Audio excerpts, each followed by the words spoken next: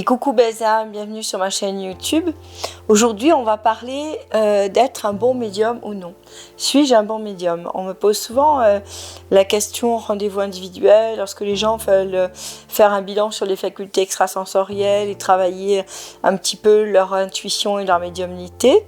Certains sont déjà installés et me demandent d'être guidés un petit peu sur le chemin de la médiumnité. Alors un premier point, c'est l'hygiène spirituelle, l'hygiène quotidienne de vie, avec la méditation. Moi j'utilise les mantras. C'est sûr que de déposer les choses, d'ouvrir le canal, de purifier et de déposer les choses que l'on n'a pas su faire, essayer de se remettre un petit peu en question, c'est la première chose à faire lorsque l'on est médium. Deuxième point, c'est les intentions du métier.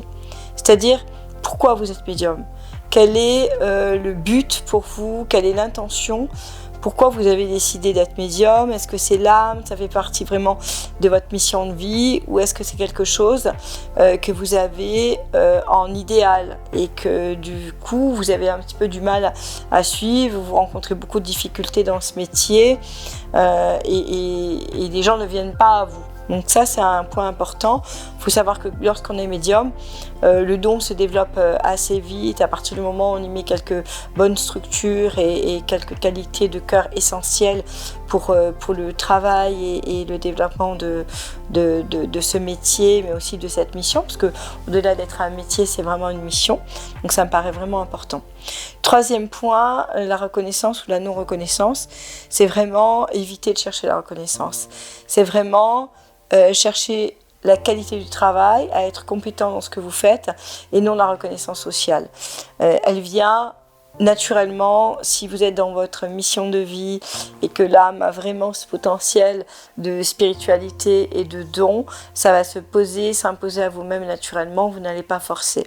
Et les moments où vous êtes en pause, où il y a un petit peu moins de monde, ça veut dire que l'âme a besoin de se ressourcer, que dans votre vie, il y a un besoin de recentrage. Donc je dis souvent que c'est pas forcément un métier que l'on peut faire tout le temps, c'est pas forcément un métier qui vous permet de travailler dans toutes les périodes de votre vie. Ça demande parfois une adaptation, un temps de pause et un recentrage sur votre vie.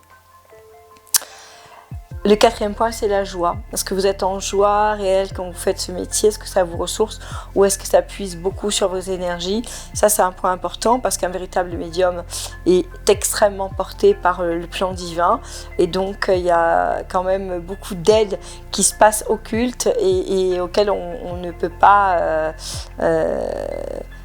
on ne peut pas échapper à ça. Un médium, il est vraiment aidé et accompagné et il y a des clés qui se présentent sur son chemin qui sont vraiment particulières et spirituelles, dites magiques, et ça, on ne peut pas l'inventer. Le cinquième point, c'est l'énergie transformée. Ça veut dire que un médium a la capacité de transformer les énergies un petit peu des gens. Quand les gens arrivent, ils arrivent avec un certain taux vibratoire. Quand ils repartent, ils sont beaucoup plus légers dans l'axe, ils ont des réponses, pas forcément les réponses que les gens attendaient, mais par contre des réponses avec des clés. Et ça, un médium qui a un axe à la spiritualité au plan divin donne ses clés, transmet ses clés parce qu'il est messager, il est passeur d'âme et passeur de messages avec le plan divin et ça se fait naturellement, donc il transforme un petit peu les énergies. Ça, c'est vraiment une des qualités d'un bon médium. Le résultat, pas forcément, c'est un sixième point, pardon.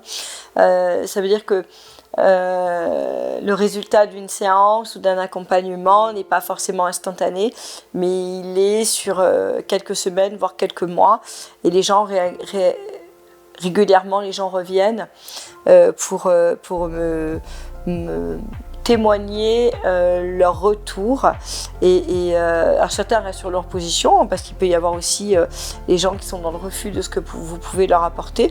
Ça arrive rarement, mais ça arrive. Mais quand on a un bon médium, peut-être qu'au départ ils n'ont pas pu entendre, pas su entendre, et avec le recul, les choses s'intègrent au fur et à mesure. Le septième point, ne pas vouloir plaire aux autres. Quand on est un véritable et un bon médium, on ne cherche pas à plaire aux autres, on est authentique avec le plan divin, on est dans l'application du plan divin et du plan spirituel, de la lecture spirituelle de la situation, et on ne va pas dans le sens de la personne. Ça ne veut pas dire qu'il ne faut pas l'aménager, ça veut dire que justement, on doit trouver un équilibre entre ce que l'on nous dit là-haut et ce qui se passe devant nous sur le plan émotionnel et mental, égoïque de la personne. Donc il faut avoir un petit peu, je dirais, de pédagogie, ce que j'avais pas forcément moi quand j'ai commencé, que j'étais jeune, et avec les années on progresse et on arrive à avoir les mots un peu plus tendres, un peu plus justes pour accompagner la tierce personne qui est avec nous, face à nous, pour l'aider à intégrer les choses et dépasser les épreuves qu'elle est venue traverser, parce qu'il ne faut pas oublier que le but c'est d'accompagner l'autre dans son changement, sa transformation et sa mission, son épreuve parfois.